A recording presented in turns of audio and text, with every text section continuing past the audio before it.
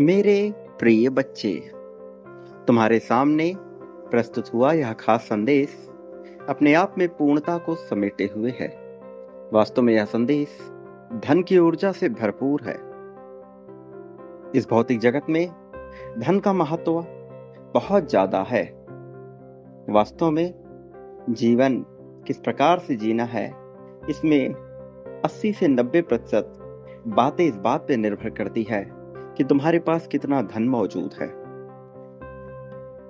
आज जब यह संदेश तुम्हारे सामने प्रस्तुत हुआ है तो इसके पीछे बहुत से खास कारण समाहित हुए हैं। बहुत से खास कारण इसमें छिपे हुए हैं। तुम आज इस ऊर्जा को या तो अपने भीतर महसूस कर सकते हो या तो इससे पूरी तरह से वंचित रह सकते हो। लेकिन अब ब्रह्मांड की तो यही मंशा है कि तुम्हारे जीवन में धन की ऊर्जा से भरपूर तुम्हें एक दिव्य मार्ग प्रदान किया जाए। इसी खास कारण से तुम्हें यह संदेश प्राप्त हुआ है। और अब जबकि तुम्हें यह प्राप्त हो गया है तो इसे पूर्ण रूप से स्वीकार करो। इसे अपने भीतर समाहित कर लो। चाहे परिस्थिति कैसी भी हो, इसे बीच में छोड़कर जाने की या अनदेखा करने की भूल बिल्कुल भी ना करना। वास्तव में तुम्हारा यहाँ होना किसी चमत्कार से कम नहीं है। जब ब्रह्मांड किसी के ऊपर अपनी कृपा बरसाना शुरू कर देता है, तब उस मनुष्य के जीवन में तरह तरह की चुनौतियां आने लगती हैं। न केवल चुनौतियां आती हैं, बल्कि कहीं ना कहीं उसे एहसास होने लगता है कि वह दिव्य है, भले ही उसे कोई मार्ग स्पष्ट रूप से दिखाई ना दे रहा हो। वास्तव में जीवन द्विमार्गी नजर आने लगता है। इस भौतिक जगत में सब कुछ द्वैत होता है। सिक्के के दोनों पहलुओं को इस दुनिया में महसूस किया जा सकता है। कहीं ऊपर होता है तो नीचे भी होता है, प्रकाश होता है तो अंधकार भी होता है, देवता होते हैं तो दानव भी होता है, गर्मी होती है तो ठंड भी होता है, अंदर होता है तो बाहर भी होता है, तेज होता है तो धीमा भी होता है और दाया होता है तो बाया भी होता है। यह हजारों विपरीत ध्रुवों के सिर्फ कुछ उदाहरण मात्र हैं। वास्तव में एक ध्रुव के अस्तित्व के बिना दूसरे ध्रुव का होना संभव ही नहीं है। वास्तव में अगर इस संसार में द्विमार्गी ना हो, कोई बाईं तरफ ही ना हो, तो क्या कोई दायां तरफ संभव है? यह संभव ही नहीं है। इससे यह स्पष्ट निष्कर्ष निकलता है कि धन के भी बाहरी नियम तो होते ही हैं, इसी तरह उसके कुछ अंदरूनी नियम भी होते हैं। जब मनुष्य इन दोनों नियमों को सामंजस्य बैठाने में सफल हो जाता है, तब वह इसकी अधिकता को आकर्षित कर लेता है। फिर उसके जीवन में ना तो धन का भाव होता है, ना ही प्रेम का, क्योंकि वह समझने लगता है एक पहलू को। जब एक पहलू को बेहतर तरीके से समझा जाता है तो दूसरा पहलू समझना और भी आसान हो जाता है। मेरे प्रिय, इस संसार में व्यावसायिक ज्ञान लेना, धन का प्रबंधन करना, उसका मैनेजमेंट करना, उसे इन्वेस्ट करना, उसके निवेश करने के तरीकों को जानना, यह सब तो शामिल होता ही है, यह अनिवार्य है। लेकिन इन सब से ज्यादा महत्वपूर्ण है इस खेल के अंदरूनी नियम को जानना। जीवन के खेल में जिसने अंदरूनी नियम को पकड़ लिया, उसे समझ लिया, उसे जान लिया, उसे जी विजेता बनने से कभी रोका ही नहीं जा सकता। मेरे प्रिय, इस संसार में यदि लकड़ी काटने वाले बहुत से औजार हों और उसे बनाने वाला बढ़ई ही ना हो, तो उन औजारों का क्या महत्व है? बेहतरीन औजार निश्चित तौर पर जरूरी है, लेकिन उन औजारों का कुशलता से प्रयोग कर सकने वाला बेहतरीन बढ़ई बनना उससे भी कहीं ज्यादा जरूरी है। वास्तव में एक बात याद रखो, सही समय पर सही जगह होना ही काफी मात्र नहीं है। सही जगह होने पर, सही समय होने पर सही व्यक्ति हो जाना ही सर्वोत्तम होता है। यदि तुम सही व्यक्ति नहीं हो तो तुम पर कितना भी आशीर्वाद क्यों ना बरसा दिया जाए, तुम पर कितनी ही कृपा क्यों ना बरसा दी जाए, अंततः तुम विजय को प्राप्त नहीं कर सकते। विजय को प्राप्त कर सकने में सक्षम होने के लिए तुम्हारा सही होना सबसे ज्यादा जरूरी है। तुम कौन हो?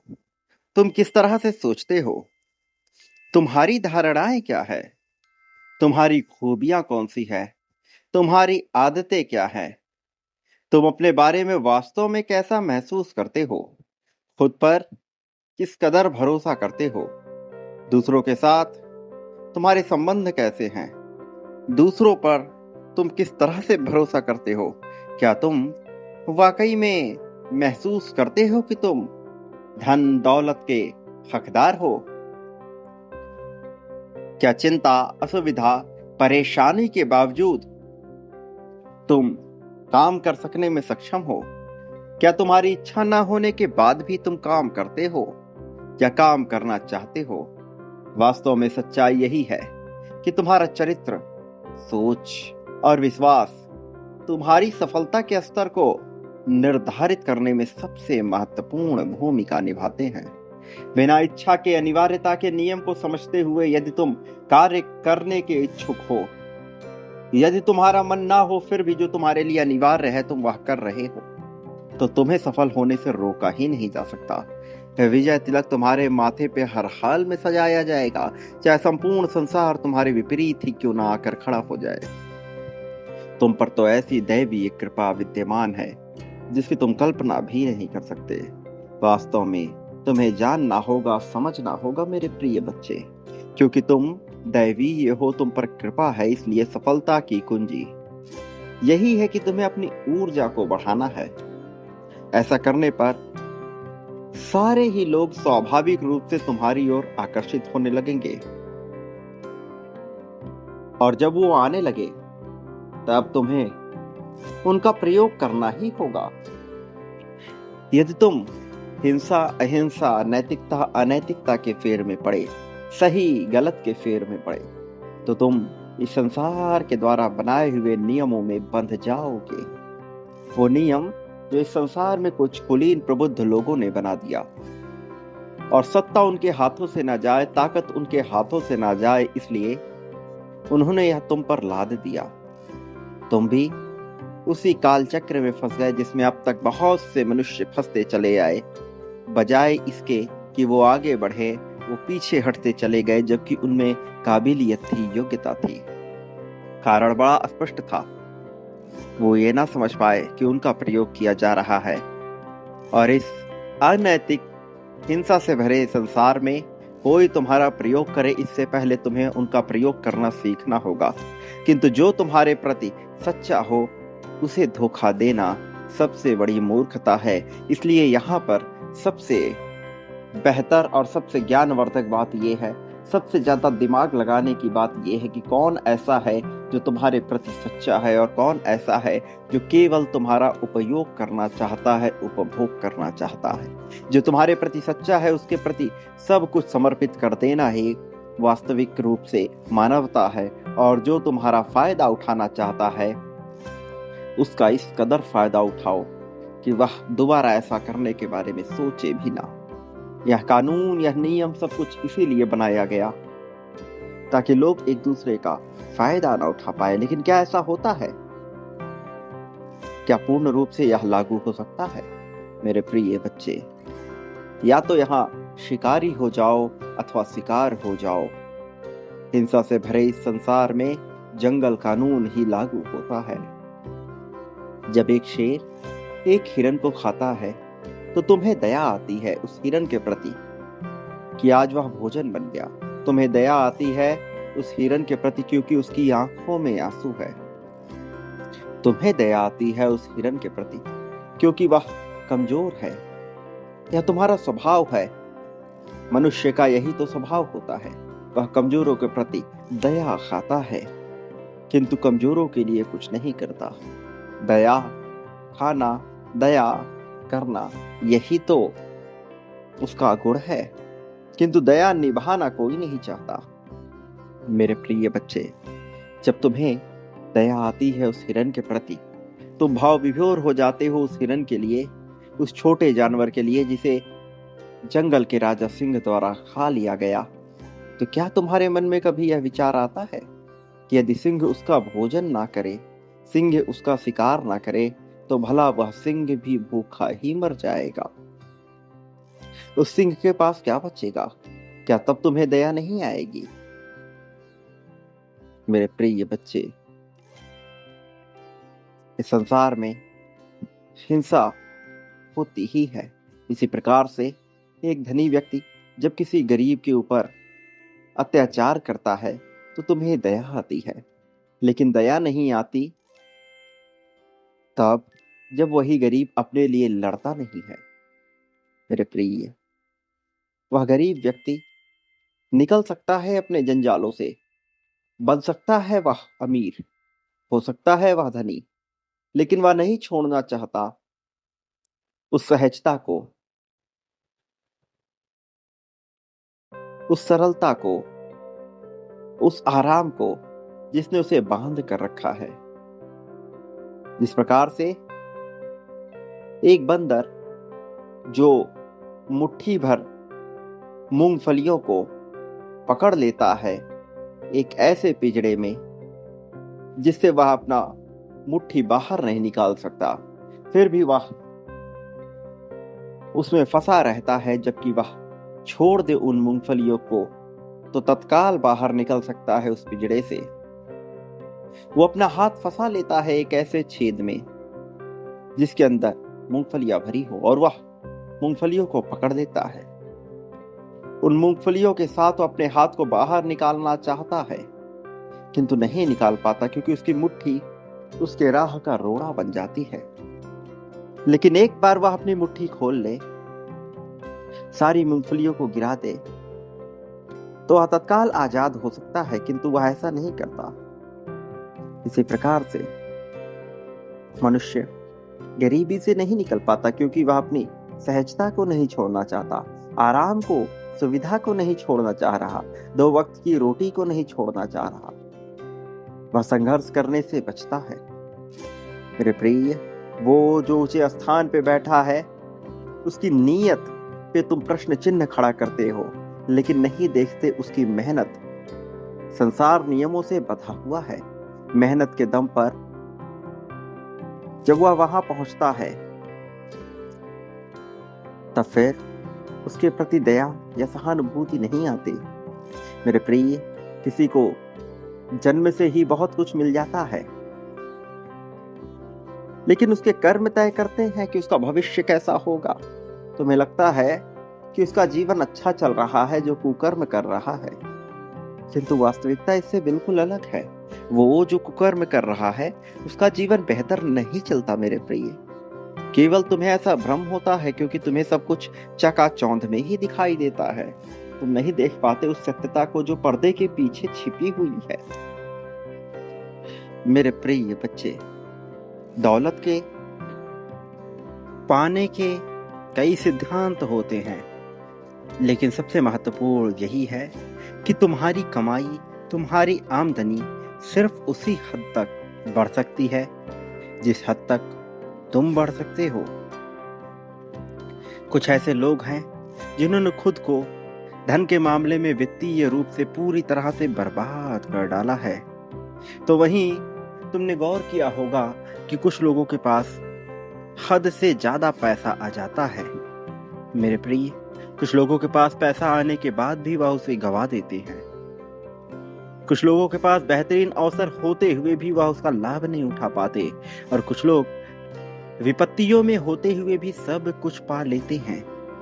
मेरे प्रिय, यह केवल मानसिकता का खेल है, जिसे लगता है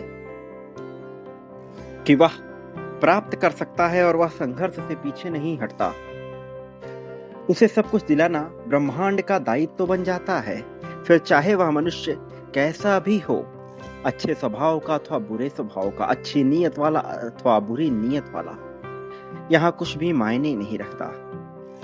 वास्तव में यदि तुम अपने लिए परिणाम को बदलना चाहते हो, फलों को बदलना चाहते हो, तो सबसे पहले तुम्हें अपने जड़ों को बदलना होगा। फल की चाह, बेहतरीन मनचाहे जड़ में परिवर्तन करने से ही होती है। अगर तुम दिखाई देने वाली चीजों को बदलना चाहते हो तो सबसे पहले उन चीजों को बदलो जो अदृश्य हैं। मेरे प्रिय बच्चे, वास्तव में फल जड़ों से ही मिलता है।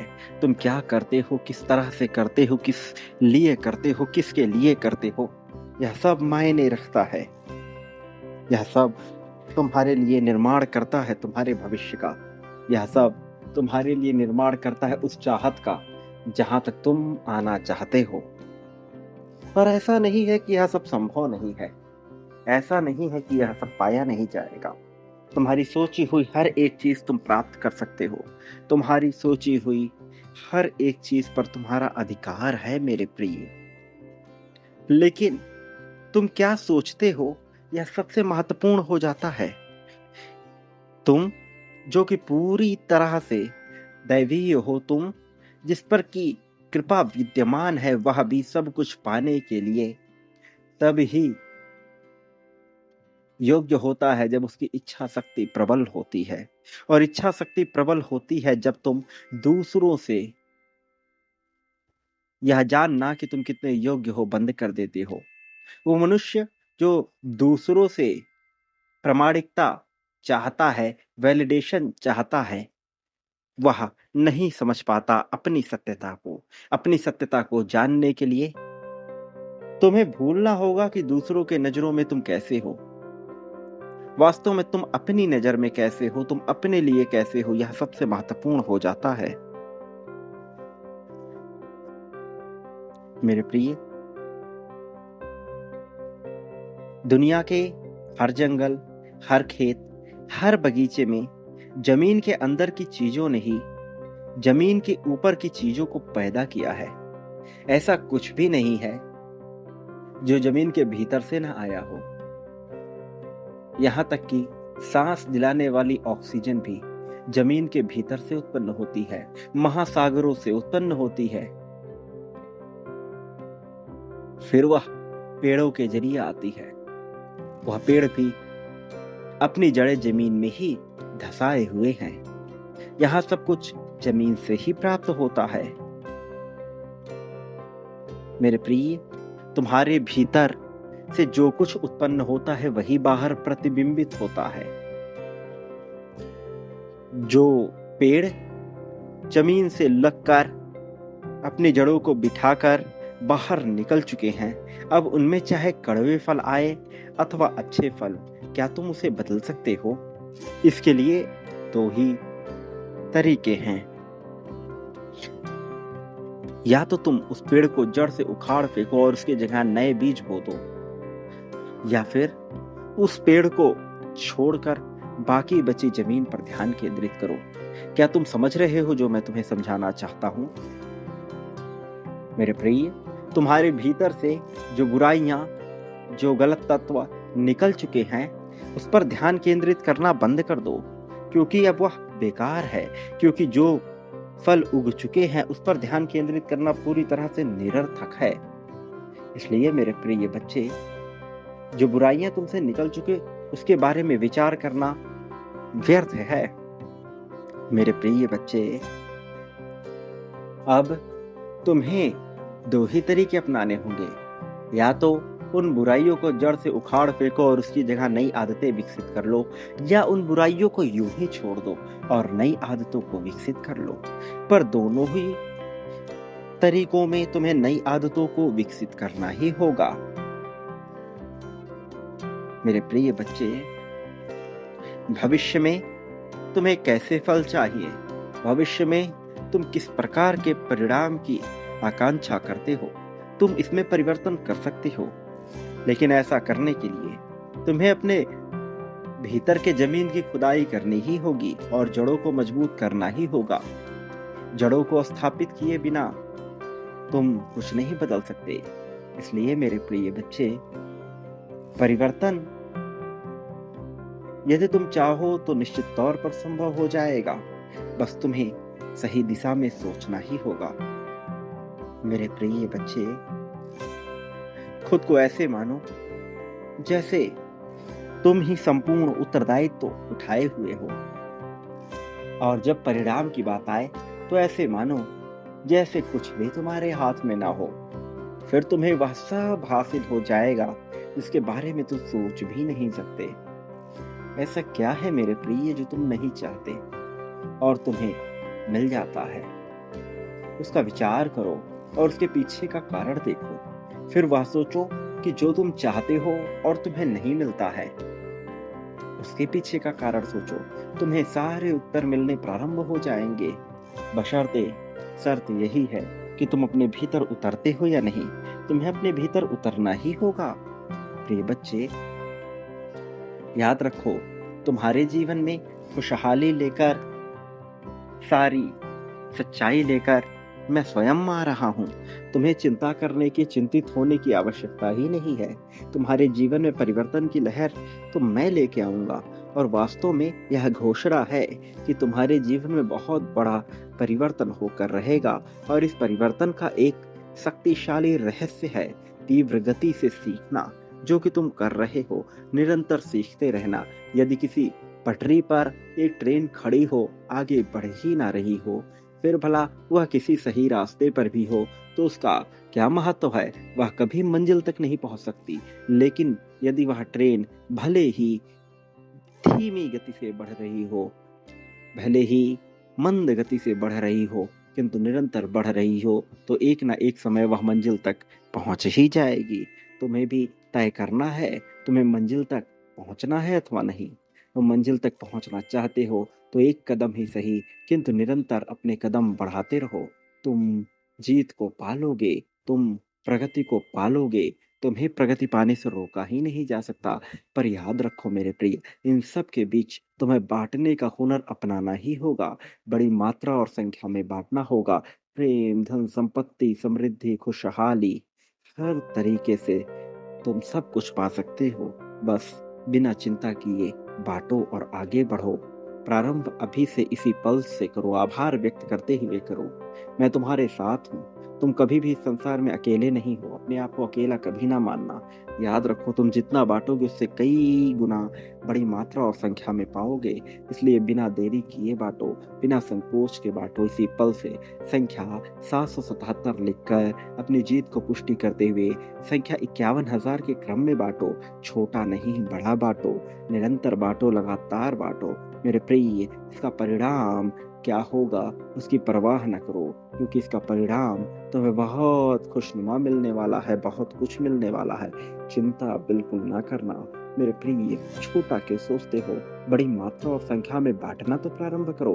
51,000 को लिखकर उसी क्रम में बांटो मेरे प्रिय। तुम निरंतर बांट सकते हो, बार बार बांट सकते हो। तुम्हें बांटना ही होगा। यदि तुम छोटा सोचोगे तो छोटा ही पाओगे। अपनी सोच का दायरा बढ़ाओ और बड़ी मात्रा संख्या में बांटो मेरे प्रिय। अभी इसी पल से आभार व्यक्त करते हुए इस आवाज के प्रति, इस चैनल के प्रति, इस संदेश के प्रति हर माध्यम से तुम बांट सकते हो मेरे प्रिय बच्चे। यह कल्याण के लिए ही है। जो तुम बांट रहे हो वह कल्याण के लिए ही होगा। ऐसा नहीं है कि तुम्हें इसका परिणाम नहीं मिलेगा। इसका परिणाम बहुत सुंदर मिलेगा। यह तत्काल नजर नहीं आता, किंतु यह घटित हो रहा होता है। बहुत सी समस्याएं तुम्हारी टल रही होती हैं। कितनी समस्याएं तुम्हारे पास आ रही हैं, तुम्हें इसका बिल्कुल भी ज्ञान नहीं है, बिल्कुल भी इसकी भनक नहीं है, किंतु यह टल रही है। निरंतर तुम्हारे बांटे हुए के द्वारा तुम्हारी समस्याएं टाली जा रही हैं। मेरे प्रिय बच्चे, याद रखो, तुम इस संसार में कभी नहीं अकेले हो। और मेरे आने वाले संदेशों की प्रतीक्षा अवश्य करना, क्योंकि मैं आऊंगा तुम्हारा मार्गदर्शन करने, तुम्हें जीत दिलाने, जीत की राह में तो बहुत आगे ले जाने के लिए। जब तुम मुसीबत में थे, मैं हर पल तुम्हारे साथ था, हर पल तुम्हारे साथ रहा हूँ। सदा सुखी रहो, तुम्हारा कल्याण होगा। वास्तविक अर्थों में तुम्हारी सच्ची, दिव्य, भव्य, सुंदर प्रगति होगी।